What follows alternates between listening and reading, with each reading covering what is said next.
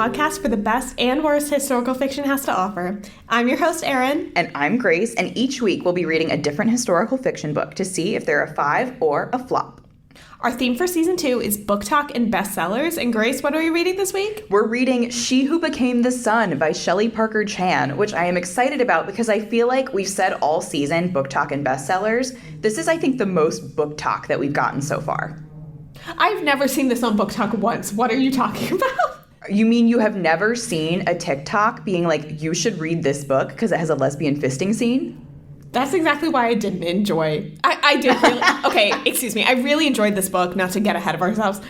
I really did not want that scene in it. Well, see, this book was introduced to me in phases of drama because first I got the videos saying you should read this book because it has a lesbian fisting scene in it. And then I saw people doing discourse being like, this is a book about gender and the trauma of upheaval in the government, and you guys are reducing it to a lesbian fisting scene, which is also again, true. Spoiler, the fisting scene, it's even more incredible because she only has one hand.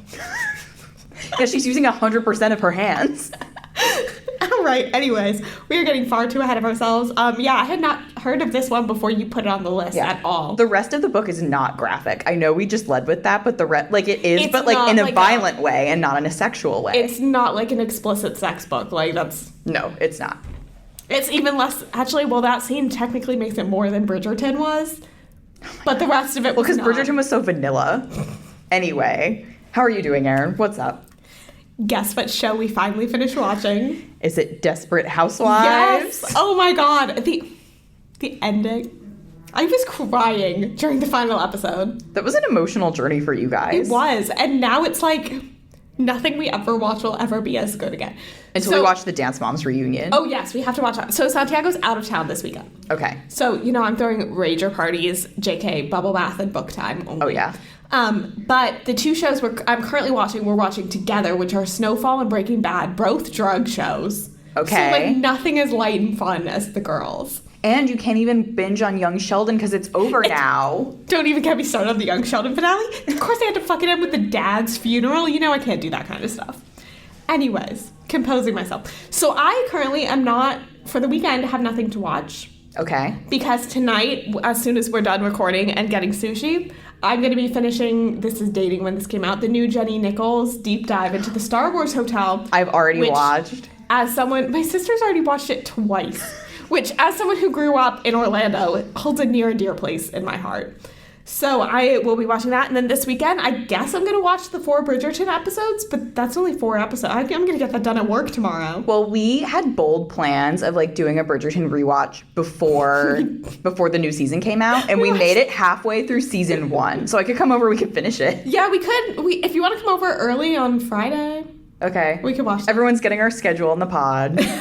Well, we have a lot of plans this weekend, and it does include me going to the foot doctor. Well, I was also going to say, I was feeling very braggy about having Friday off. And then everyone's like, yeah. And then everyone also has Friday off. It's Memorial Day weekend, dating ourselves. We say we're not going to do it, but I think we just need to lean in to dating ourselves. I think it makes it more fun because then when I go back and listen to this, I'm like, huh. Wow. We were so young then. But yeah. I have Friday off because I have some like doctor's appointments to go to. Well, I was going to say, we're like, woo, Friday off. But it's like, you're going to the foot doctor and I am like, oh my God, the perfect opportunity for me to go to the bank. So I'm like, it's not an exciting 4-day weekend. But however, you and the girls are coming over in the afternoon for drinks on my porch. So for Memorial Day. That's fun. Yeah. So it will be fun once you're done with the doctor and I'm done with the bank. So we do have a lot of fun plans. Our other friends, the pod knows Hannah. Hi, Hannah. Hannah's been on the pod. Does Hannah listen to the pod? Jen does. Hannah and Jen are throwing a darty.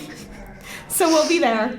If we have any West Coast listeners, that's also known as a dager, apparently. Yeah, that divide. Thank God we got Kat to stop saying that. Dager Kat, just does not, it just doesn't flow like darty. Darty sounds like a word a grown-up would say. Dager sounds like a word that a 16-year-old would say. Yeah. Sorry, Kat. Sorry, Californians. Yeah, so that's our 4-day weekend. We have a lot of plans. Santiago and I might be going to the beach. We're still figuring that out. We have 2 drinking-related plans and 1 each professional-related plan. Yeah. So there you go. All right. You currently reading anything good? Yes, I just started reading. I wrote down in here, the new Grady Hendrix, which, it is his newest book. It came out, 2 years ago. But I'm reading How to Sell a Haunted House by Grady Hendrix. Okay. Which I am enjoying because he does, camp horror, basically. His man looks like a mix. I Googled him. Uh-huh. He looks like a mix of Bill Nye and a professor I had for one of my religion classes in undergrad. I was going to say, did the picture that pop up, is he wearing a 3-piece suit that's all the same color? The white suit, yeah. Yeah, well, I saw him in Savannah doing a book talk, and he also was wearing the 3-piece suit. This is the author who wrote Southern Book Club's Guide to Slaying Vampires? Yeah. I thought a woman wrote that novel. No. Oh, and I did not know Grady Hendrix was such a prolific author. I thought they had only written that one in Final Girl Support Group. No, he'd be churning them out. Oh, I mean, I really well, not liked like a lot. But... I really liked both of those, and I'm going to have to look into that. Okay, see, I love Final Girl Support Group, and I also really liked the Southern Book Club's Guide to Slaying Vampires, and I have come across a lot of people who don't. So I'm glad to hear you say that. I like Southern Women's a lot better. Mm-hmm. They're very different in tone. I think I read it first. And that's why. Whereas I read Final Girl first. It might have been my sister who said she read them in opposite order and liked the other one better. But it do be like that. But yeah, I'm reading the new one, How to Sell a Haunted House. I'm like 150 pages in, and I am really enjoying it. So I'm very happy that I have finally gotten it off hold from the library. I'm going to have to look at that. What about you? I am back on my memoir kick. I go through kicks of memoirs and self-help books because I really like that. Also, like, finance self-help. I don't really need help, but, like, I enjoy listening to the tips. We're like, listen, we are really good at what we do, but we would just like to hear what other people have to say. Exactly. I'm like, is there something I'm missing? But anyways, so I'm reading The Rules Do Not Apply by Ariel Levy. I'm only, like, 3 chapters in, so I don't really know fully what it gets into, but I think it's, like, a grief memoir. Okay. Which I really, appreciate those, and I take those to heart. So I'm excited. I like it so far. It's short, quick moving, got off Thrift Books for $2, so. Great. I do love Thrift Books. Thrift Books has funded a lot of season 2 of the pod for me. Thank you, Thrift Books. I know. All right, synopsis time? Great. So here's the synopsis for She Who Became the Sun. In a famine-stricken village on a dusty yellow plain, 2 children are given 2 fates, a boy, greatness, a girl, nothingness. In 1345, China lies under harsh Mongol rule. For the starving peasants of the Central Plains, greatness is something found only in stories. When the Zhu family's 8th-born son, Zhu Changba, is given a fate of greatness, everyone is mystified as to how it will come to pass. The fate of nothingness is received by the family's clever and capable second daughter, on the other hand, only as expected. When a bandit attack orphans the 2 children, it is Zhu Changba who succumbs to despair and dies. Desperate to escape her own fated death, the girl uses her brother's identity to enter a monastery as a young male novice.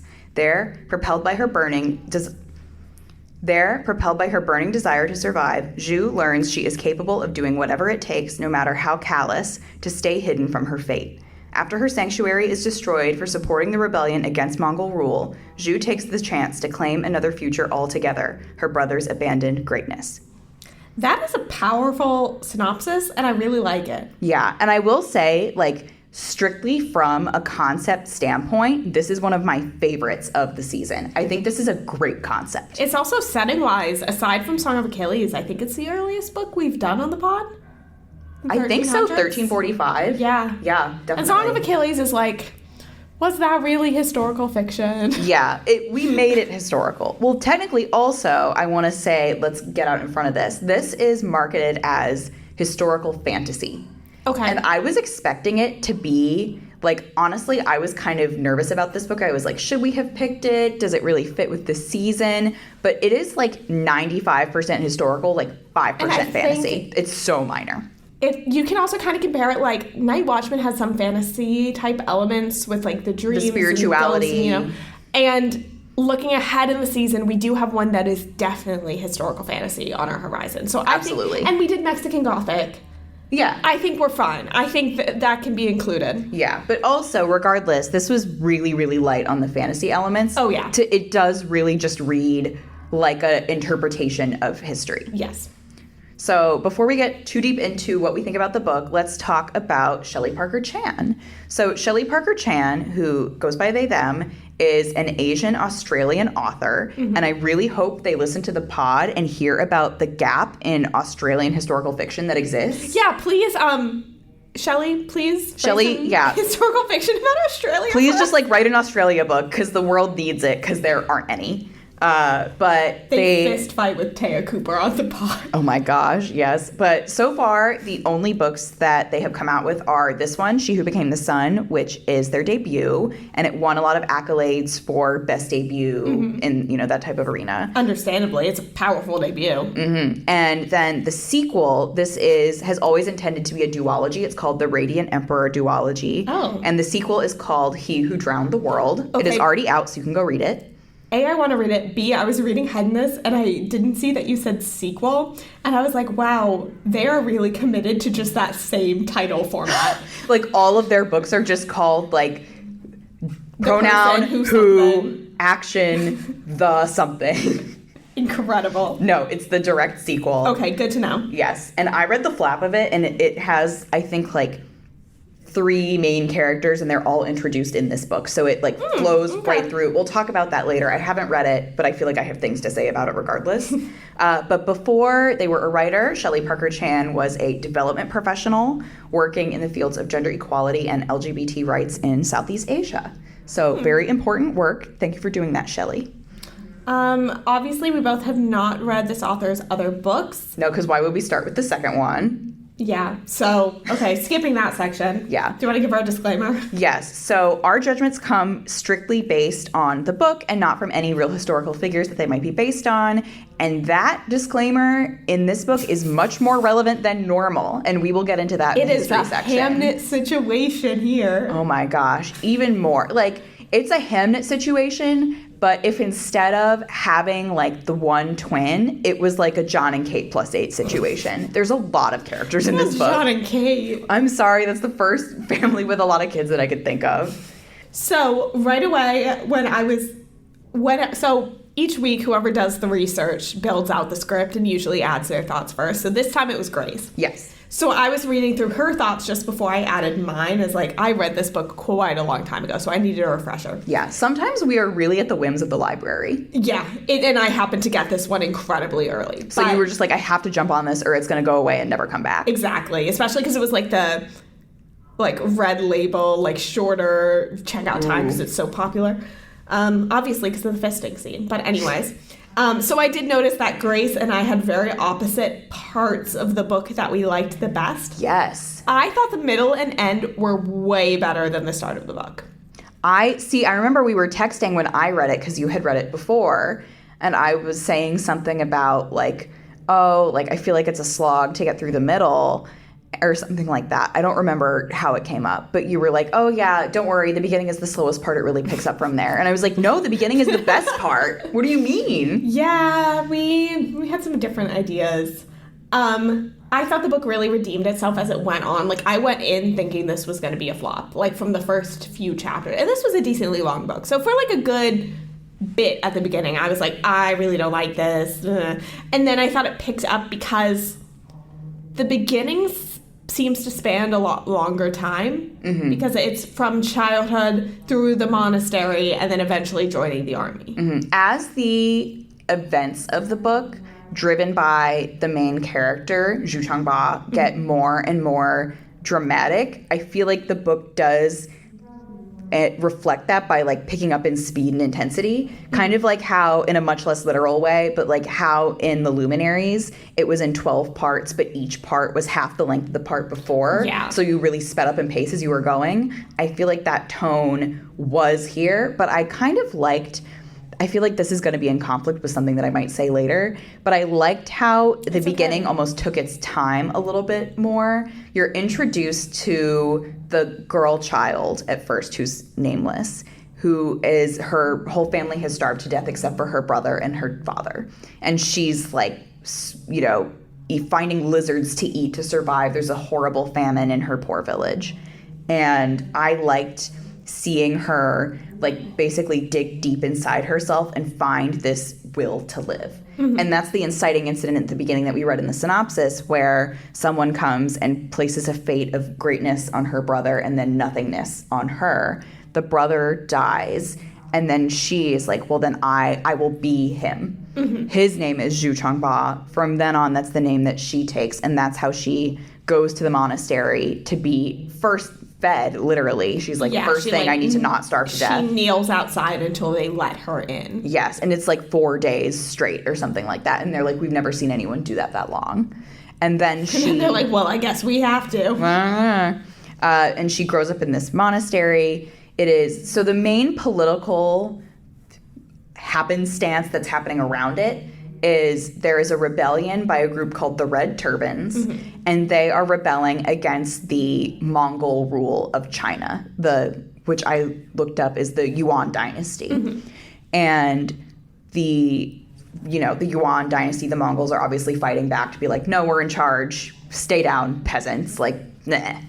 And they burn down the monastery, and that's when Zhu goes to seek out and join the Red Turbans, and they want to pursue the fate of greatness that they have taken up, essentially. They were like, if I can pretend long enough to escape the notice of heaven that I am not my brother, maybe they will bestow upon me his fate. Yeah. And I really like that concept. Again, not only the issue of like fates and how interesting that is, especially from the like Chinese cultural perspective, it does really interesting things with the play on gender. Yeah. I also wanted to go into the theme of fate. That was like the big overarching picture. Yes. And it was executed very, very well. I agree. So we have this other character who's on, the competing side. I believe he's aligned with the Mongols. Yes. Ouyang, who is... He is ethnically, he is not a Mongol, but he is like indebted to his them. Whole family was like murdered, and they made him a eunuch, and he like had to join them. Yes. So his whole theme, and I didn't realize that Ouyang and the eunuch general were the same person for a very long time. It took me a while also. Kind of goes into something we can talk about later, which is how there are way too many like named characters in this book that it got very muddled. Yes. But anyway, so his whole thing is he's fated to avenge his family. Like, he betrays, like, people that he's grown to love to avenge his family. Yes. And it's very compelling. It is very compelling. I wish we had to, like, I don't know. It's like, I liked him and I also didn't like him. So I kept going back and forth of whether I wanted more or less. Same. But the question of accepting fate versus changing it, like, Zhu Chengba, she changes her own fate but accepts her brother's. Yes. And then Ouyang, he doesn't really feel like he has a chance to change it. He feels like, this is my fate. Yes. I feel like let's talk about this now, because I think I have more to say about Zhu than I do about Ouyang. Okay. But Ouyang, basically, like I said, he is the highest general for the Mongols. Mm-hmm. And he has, like, a bestie who is... I tried so hard to find a pronunciation for this name, and I just couldn't. Mm-hmm. It's spelled Asen. I'm going to go with Asen. Mm-hmm. Esen, if anyone else wants to pick up where I left off to try and find how that's pronounced. And Asen is like the Mongol prince, and he's like, to Ouyang, he's like, you're my best buddy. Like, it's very, I wrote in my notes, Asen and Ouyang are the Achilles and Patroclus of this book. Oh, yeah.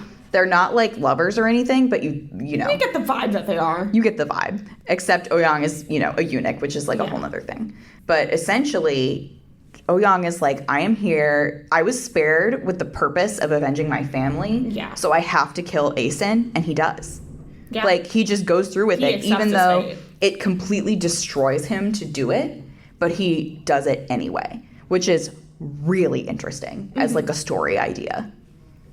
No, I really liked that, and I thought it played out really well on the page because you could feel him building towards this as you came to know his character better, because at first you just thought, oh, he's a general for the Mongols, like, and then the more you learn about him, the more you see, like, this contention within him about avenging his family, and I think it really comes to a head and plays out, and he did what I was expecting him to do. I did not think he was going to try and change his fate. I didn't either. And I didn't want him to, because I wanted him to be that parallel. Yes.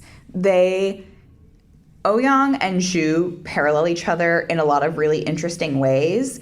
And one of them is that in that matter of fate, but also the theme of how gender is tied to your body. Mm-hmm. Because the first time... Oh, absolutely. The first time that Zhu sees Ouyang, she's like, oh my god, it's a female warrior. And it's not until she gets a little closer that she realizes, no, that's a eunuch. Mm-hmm. And Ouyang really struggles with feeling at home, like, he feels like his body and his masculinity is something that's taken from him. Mm-hmm. And he, like, always keeps his armor on and, like, things like that. And that is a really consistent theme where, like, there's never really any change. Like, Oh Young always feels that way. Mm-hmm. But then there's Zhu Changba, who is basically a girl who's living in the life of a man. And having to keep that secret. And having to keep it secret. And first off, it's really interesting that Shelley Parker-Chan never stops using she pronouns. Yes. I felt very purposeful and effective. Uh-huh. Because in her heart, she never stops being a she, but she's also not like the woman that she was before she started taking up this mantle. Like, that maleness will always be part of her. Mm-hmm. And I think it is interesting how these two characters kind of mirror trans issues without explicitly calling them that, because it's 1345.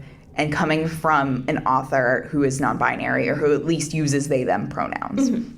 So I think that is done really effectively. I also think there is good theme building with the character of Ma, mm-hmm. who later becomes Zhu's wife, mm-hmm. who is a very, who knows that Zhu is a girl. Yes, who knows that, but who is like a traditionally feminine woman. Mm-hmm. And having those two female characters side by side, I think, did a lot for the story. I also really liked her character. I don't think she was super, like, she wasn't that present in terms of her amount of POVs. Yeah. But what you got from her was enough. Yes. And before because I do want to jump to the topic of POVs and pacing, as we know, I love to discuss always do. Those. I'm going to jump ahead to the history accuracy section. It's the queered history of the founder of the Ming Dynasty. Yes. And I love books that queerify history, because so much of queer history was erased, and so many historical figures were likely queer, and we just don't know and never will. And never will. So I am completely for that exploration in books, and I refuse to allow that to shape my historical accuracy rating. So I am not going to dig it of like, oh, well, this person wasn't actually a girl, because you never know, and because so much of the queer community is like, their history is inherently not accurate because it was never there. Mm-hmm. So I think that's something that's really important to me in novels, and that's something that I just want to say now and up front is not going to shape at all how I see the historical accuracy of this, because for all we know, who knows? Yeah. Yeah, and I think I completely agree with everything that you said, and I also think if you are doing the work of, as people say, queering history, mm-hmm. I think this is a great way to do it. Yes. Where you're just taking, like, Shelley Parker-Chan is like, this is the story, and I'm looking at it from this angle, and I'm putting out a what if. Yeah. Almost in the same way that Maggie O'Farrell is putting out a what if about what if Hamnet died of the Black Plague. Exactly. It's the same, it's a useful utility, not only in the study of history, because how many people are going to know about the fall of the Yuan and the founding of the Ming Dynasty? Not that many people in the broader public, mm-hmm. but people are going to read this book, and also just from a place of emotional investment. I think it does a lot for the book, and I support it. I think this approach, like I said, this is my favorite concept. I think this approach is really, really good. I agree. I do, however, have some problems with the execution. Okay. So let's talk about it, and let's go back into pacing. Okay. So for me, who can be very picky about pacing and point of view, I thought both were done well here. Mm-hmm. The pacing worked for me. It wasn't because we did have a long section where she was a child. It wasn't a Violetta situation where I was kind of like, okay, like, let's wrap up the childhood part. Let's get going. No, I thought this moved very well from her going to the monastery years, moving forward into the battle scenes. Mm-hmm. I thought that went very, very well, and I liked the pacing of, the battle, the war, the politics. It was rapid, and I liked that. Yes. I mentioned briefly that I thought there were too many named characters. That was one of my biggest problems, and what I figured out not until later, I was like, there are too many characters in this book. There simply are, like, these people aren't doing anything. It's not like, oh, you're here for a purpose, and I understand why, but I just, like, wish. Like, there are too many characters, and it's because they're all based on real people. They're almost all of them. There is, and I actually So Shelley put in the work. I do actually really love this, and I think it's a great resource, and more historical fiction authors should do it.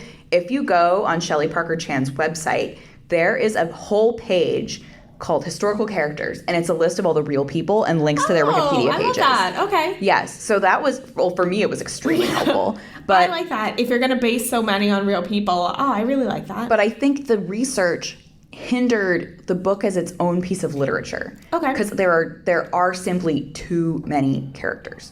I will say, I know I had the issue last week with too many characters and too many POVs in The Night Watchman.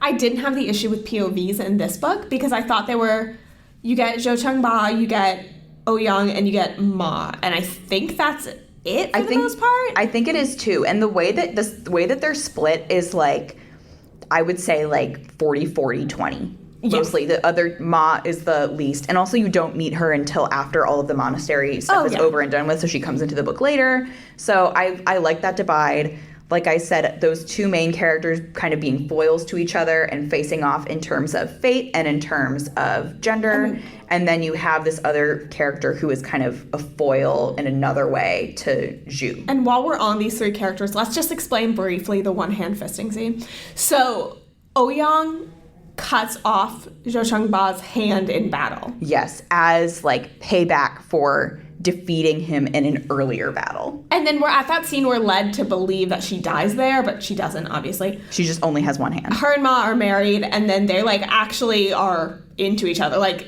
they're like not just like married because like they're in love with each other. It's beautiful, yay. Also because Ma was engaged before to someone who's like a big idiot. Yeah. It was like a Nepo baby, like rich little pretty boy. Yeah, so he was the worst. So she kind of upgraded. I believe he died, yeah. I think she got out of that one because he got... Ma upgraded. And they're like, and she knows that her partner's a girl, she's aware of it. I will say, that's kind of my one thing. It was not clear to me why they got married. I think it was so Ma didn't get married off to someone else who sucked. Okay, that's the vibe I got was like, hey, like, we like each other, might as well just do this. I would have liked that to be a little bit more explicit for me because it's like, if you're Zhu and you know that you're secretly a woman, taking a wife just seems kind of risky because Ma did not know, I think, when they got engaged that Zhu was a girl. There was a reason. I think it was when Zhu was doing very poorly, like ailing after battle, and Ma was sick, caring for her, that she found out. Kind of like in Mulan, where it's like she's only discovered when she gets the sword wound. Because and then she has to take her shirt off. Yeah. So I think it was kind of like that. But anyways, that's how we get to one-handed fisting and why there's only one hand. Yes. That scene came really towards the end of the book to the point where, like, I completely forgot that it was coming. I did not know it was coming. It was tonally It was another dissonant. horse sex section for me. It was a little tonally dissonant from the rest of the book. And I want to emphasize, it is, like, not erotic. Like, the point of it is not for you to be, like, titillated. It's very just, like, literally and graphically telling you what's happening. Yeah, I feel like we've had a lot of weird sex stuff this season, or things that have led us to have discussions about weird sex things. That has happened a lot this season. Who's flopping? You know, Bridgerton, what are they going to do in the show to make it more explicit? Like... I feel like this season, and I don't know why, maybe it's because it's what's popular on Booktok. People love to read weird sex stuff. Yeah. Weirdos. I will say, I do think that part has some utility because it's established, like, this isn't the first time that they sleep together. Like, they don't sleep together, like, on the wedding night or anything like that, but they're a married couple, and they have begun to sleep together. And there's a little section, it's almost kind of a throwaway, but I appreciated it. There's a part where Ma is like, it's over, and they're, you know, she was like cleaning off her hand, and Ma is like a little sad that, like, she's like, oh, I never get to reciprocate. Like, she like never takes her clothes off or like let me like do anything. And I'm like, that's an interesting, I think it and parallels Ouyang never taking his armor off. Exactly. That little bit I think says a lot about the comfort that you lose in your body when you have to for years hide it so stringently. Yeah. So I did like that. So there was that utility to the weird fisting scene. And now that we're talking about a bit later parts in the book, why did you fall off in the middle and end? My biggest problem with this book is it's a duology, and it's always intended to be one. Mm-hmm. And I didn't feel like I was reading a book. I felt like I was reading the first half of a book. I think it should have been condensed and just longer. I think it should have been one book. Okay. And like I said, I also had a huge problem with all of the random extraneous characters that served, I would say, no purpose, but they detracted. Frankly, they served less than no purpose to me. Like the random street boy that they pick up on the way.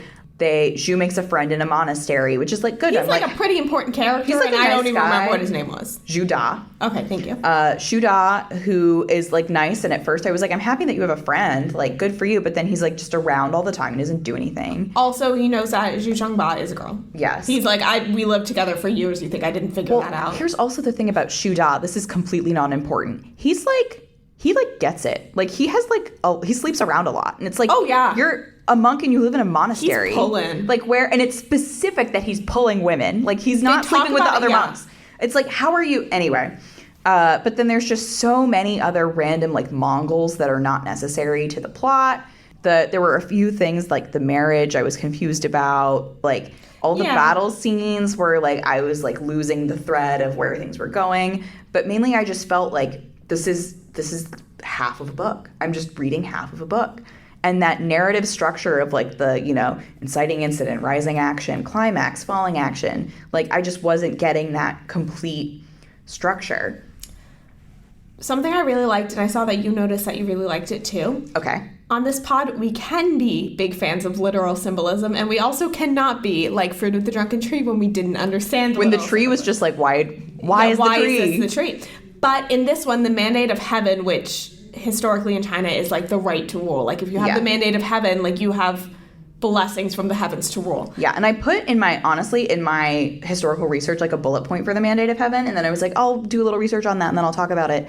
But I was like, we all understand what that is. Like the way in France had the divine right of kings, they have the mandate of heaven. I feel like if you're listening to this pod, you probably know what it is. It's a very simple concept. Yeah. But in this book, it's represented as like a literal light. Yes. I like that. I like literal symbolism. And it's not even like, oh, if you have the mandate of heaven, you can like shoot fire out of your hand. No, it's just like literal light. Yeah, and that like you think of like medieval, well, really not just medieval, but all Christian imagery where it's like the glow of a halo, and like if it's someone holy, they just have this glow above their head. Mm-hmm. That's what it made me think of. Yeah, and the mandates are different colors. Like when I said earlier, this book was only 5% fantasy. That's the 5%. Yeah, and I do think that is fantastic. That's great. And I will say, like, I came away from this book not knowing there was a sequel and not feeling driven to read it. But I saw it in a bookstore and I picked it up and I read the inside cover. And even just from that, I was like, wow, that's really interesting. I would like to read it. There's something about her prose and writing style that really pulled me in, at least. And I think because I think we're wrapping up the end of this discussion, but some of these lines in this book go so incredibly fucking hard. Like right at the end when she goes, and when you're reborn centuries from now, make sure to listen for my name. The whole world will know it. Yeah. Like, that goes so hard. Well, also a really crucial part of this book is like Zhu's quest for greatness. And at first, like basically the first thing they do is they take out the Mongol army in this first battle. And that does not quench her thirst for greatness. It like only increases it until finally she's like, I want to be the emperor. It's kind of like you either die a hero or you live long enough to see yourself become the villain. It's exactly like that, because then at the end of the book, she murders a child in her quest for greatness. And I think that was what that quote was about. Yeah, that's the turning point. But I like that. I like how her character arc got corrupted because I feel like that's very realistic. Mm-hmm. I just feel like there wasn't enough nuance. Like I didn't feel like I was being taken along for the ride with that one. I was kind of like, which is interesting. I used to be on your side, now I'm not. Which is interesting because some things in this book are so blow by blow and you get every single detail, and then some are not. Yeah. But yeah. So those were my two main problems. They really did, like, they lost me at the end. But I will say, and I don't really have like an organic place to bring this up, but the second book, from what I know about it, which is just like the synopsis on the inside cover, is it follows three characters who are basically fighting for the throne, the emperorship. Like they know that the Mongols are on their way out, and this is the time to seize the throne. And we know because Zhu Changba is based on the real-life historical figure that they're going to win. Congratulations to them. Mm-hmm. But the other two characters one of them is someone who is like kind of minor, and I feel like I don't need to discuss. It's like a salt merchant who has a lot of power because of like shipping, whatever. But the other person is my favorite character, who is Bao Shang. Bao Shang is Asen's, I've already forgotten how I say it, Asen's brother, who's like the adopted younger brother. And his whole thing is like he is supposed to be like a strong warrior that's like the picture of a Mongol man, but he is like the administrator. He's like the bookkeeper. He's making sure they collect the rents, that people are sending in food, that they have enough food to feed the armies. He's doing logistics. He's impressing men into the army. He's like, you all hate me because you think I'm some wuss, but I'm the reason that we're like winning the war. He's like a complete disappointment and everyone hates him. And he like doesn't even feel bad about it. He's just like, fine. Like, I think you people are idiots. And he was my favorite character because that was so like unique to me. At one point, like, Asen blames him for the death of their father, and he's just like, well, you're going to think that, and I can't do anything to convince you otherwise, so fine, think that I did it. Whatever. And he's one of the people who's fighting for the throne in the sequel, which is probably what would get me to read it. I still don't know if I will. So, fun fact about the sequel, this book, She Who Became the Sun, has an average rating 4.01 on Storygraph. The sequel has an average rating of 4.37, and once you're over 4, it's hard to get higher. That's a big jump. Yeah. So I want to read the sequel. 0.4. Okay, maybe you can read it, and then I can hear what you have to say. Okay. That sounds fair. I don't know. Well, then I was like, well, is that going to tell me anything? Like, we're always, like, all over the place. I know. I'm like, I feel like my ratings are always so arbitrary. Like, spoiler for a book we have later on this season, I just, like, it was, like, you can't argue that it was a great book. I was just not in the mindset to enjoy reading it. Yeah. So, like... Well, this is kind of the same as, like, when you read a book for school and when you read a book for fun, it's not the same. And we're, like, not reading them for school because we assign them to ourselves, but we have assigned them. So... And speaking of school, it's time to learn about the historical accuracy. Okay. So when I started this, I texted Erin and I was like, oh my God, this is so much work. Because I discovered Shelley Parker-Chan's very convenient listing on her website of all of the people. So I was like, oh my God, there's so much stuff here. I could go into the most insane amount of detail, but I'm not going to do that. We're just going to talk about the characters mostly. Yes. So first, let's just say straight off that Zhu Changba was a real person, and they became known to history as the Hongwu Emperor, who is the founder of the Ming Dynasty. The Ming Dynasty follows the Yuan Dynasty, which is the Mongol Dynasty. I feel like I'm throwing out a lot of words right now. You did, in AP World History, did you have to memorize the song of all the dynasties? Shang Zhou Shen Ha Shang. No, that's fun. Okay, well, I still know every dynasty in order. Okay, well, good for you. So. And I will say, this is, like, not going to come up that much, which is unfortunate, because I really wanted to, like, whip out my knowledge. I randomly know a lot about Mongolia, because I TA'd a class about Mongolia. So I'm like, maybe I can talk about the capital of Ulaanbaatar, which has a population of 1 million.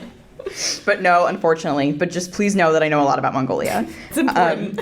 But so just to put in context, the Yuan Dynasty reigned for about 90 years. And it was founded by Kublai Khan, who is the grandson of Genghis Khan. Everyone knows who those people are, basically.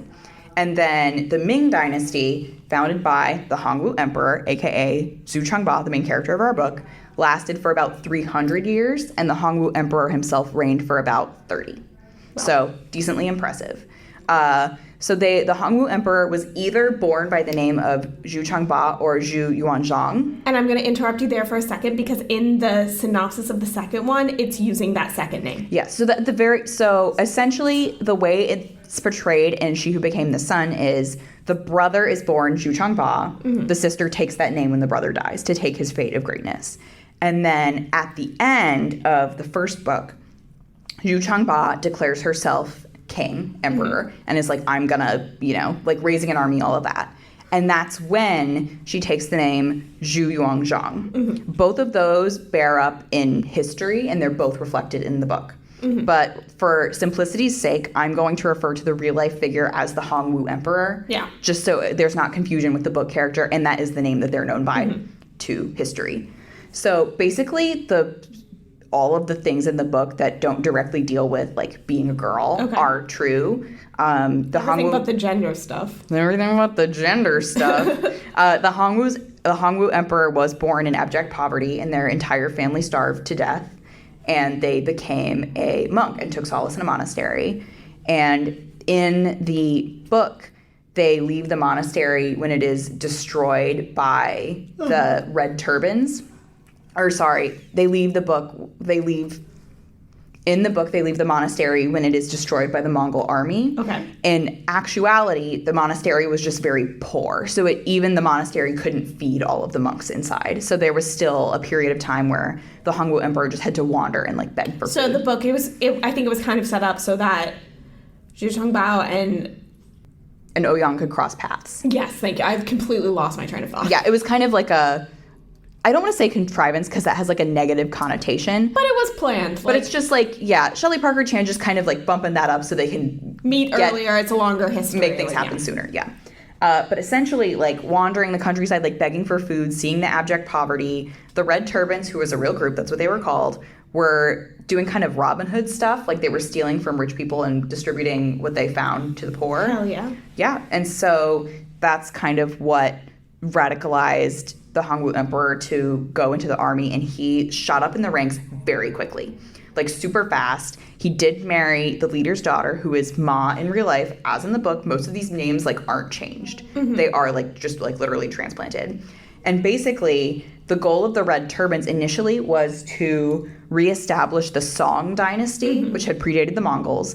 And then the Hongwu Emperor, the future Hongwu Emperor, I should say, was like, no, instead of that, I'm going to be the emperor. Like, we're going to have a new dynasty, and it's going to be about me. So there. Mood. Yeah. So, like I said, there were a lot of other people based on real characters.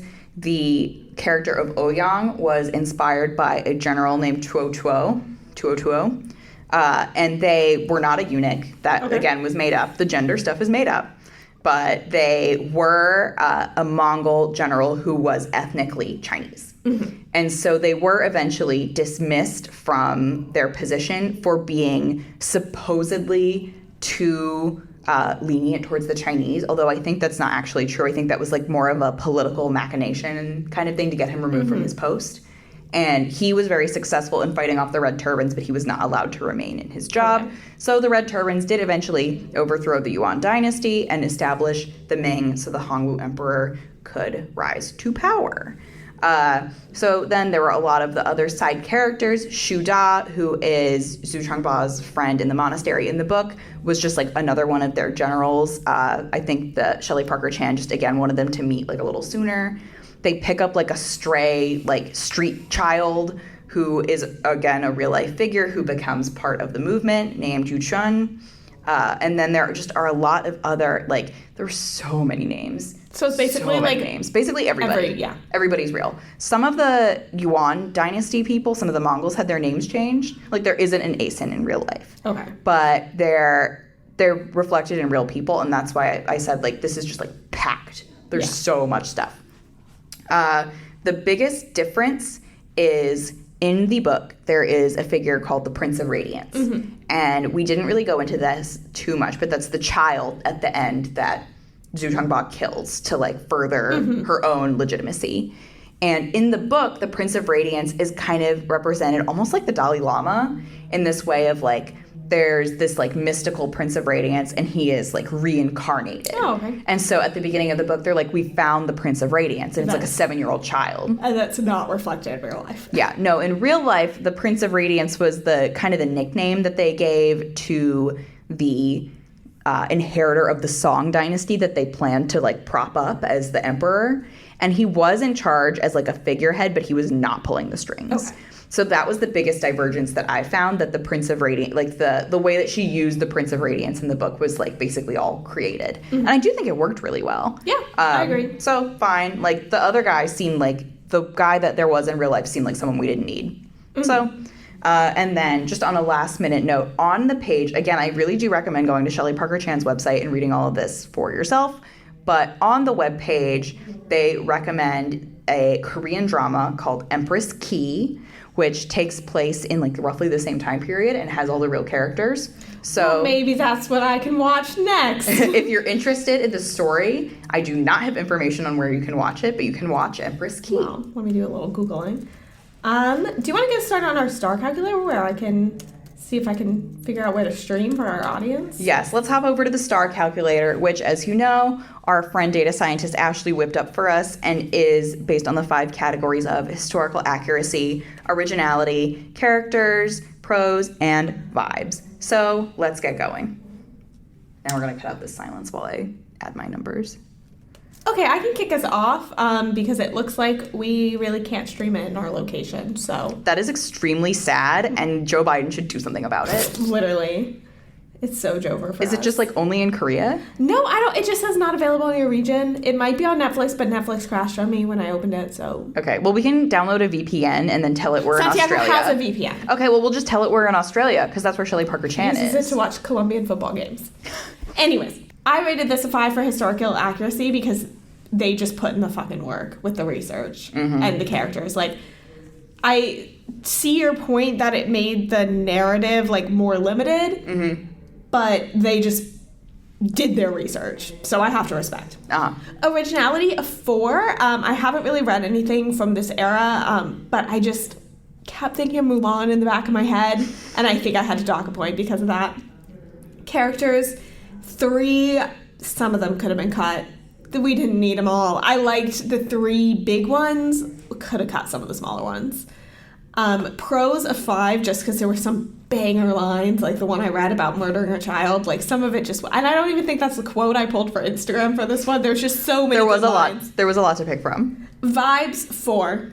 I don't know. It sat well with me. I'm interested in the sequel, so that's a 4.2, and I gave this a 4.5. All right. For me, I gave the historical accuracy a 3, just because was it all, like, correctly pulled? Like, absolutely. But I think the history was utilized in such a way that it made the book worse. Like, I think... Okay. This is the first time we've had an instance like that. Yeah. I think when you're doing research, it's very careful. Like, you have to be very careful not to let your research overwhelm the book. You can't, like, do all this work. You have to be able to kill your darlings, essentially. What I will say, and I rarely give compliments to her, but Taya Cooper did that well because she also did a shit ton of research. Yes, and she pulled back. And I think this book needed to have some pulling back. I think almost all of the Mongols and definitely, like, the random street child could have gone, and it would not have impacted my enjoyment of the book at all in a negative way.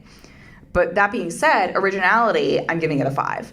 I think it's a great concept, great idea. I'm super down for it. This, like, kind of, I don't want to say niche, but this, like, not oft remembered, especially by non-Chinese people, period of history, really long ago, and turning it on its head with the queering, I think is great, and I'm all for it. Characters, 3, I liked the ones we had, but I wasn't even, like, insane levels of attached to them, and then there were the ones that I wanted to be gone. Prose, 3, it did what it needed to do for me. I don't really have complaints there. And vibes, 3, because it kind of it was a downhill experience for me as I was reading it. So that's a total of 3.4. And I have Storygraph up on my screen. You gave it a 3.5. Yeah, so we're both close. Pretty accurate this week. All right. So, and that is more of, we're pretty disparate this season. I would consider mine a 5. I would say fine. I'm also realizing now we did not say for The Night Watchman last week. I would give it a flop. For me, I would say fine. I like that. I will say, though, these are 2 different fines. I like The Night Watchman more than this. This is, like, fine. It's interesting that I guess not, because yours was an even 4 last week, and I had a 4.2 this week, but I'm rounding up to a 5. I don't know. I think I'm more generous. You definitely do with the rounding, which is not, like, it's just a personal preference. Well, next week's book is definitely a vibes book because we're reading The Other Belingra by Philippa Gregory. You guys, I am so excited. You have no idea how excited I am. For Halloween, Grace went as Anne Boleyn. I did. I love, I am a Tudor history girl. This is her Roman Empire. Yeah, you don't need, I don't even need to research for We haven't done any of my Roman empires. Where's the Russian Revolution content? Okay, pick out a book about Anastasia and we'll read it. Okay, the Royal Diaries, done. Okay, well, we will see you next week with The Other Boleyn Girl. And in the meantime, don't forget to follow us on social media. Our Instagram, Twitter, and TikTok are all #5orFlop_pod.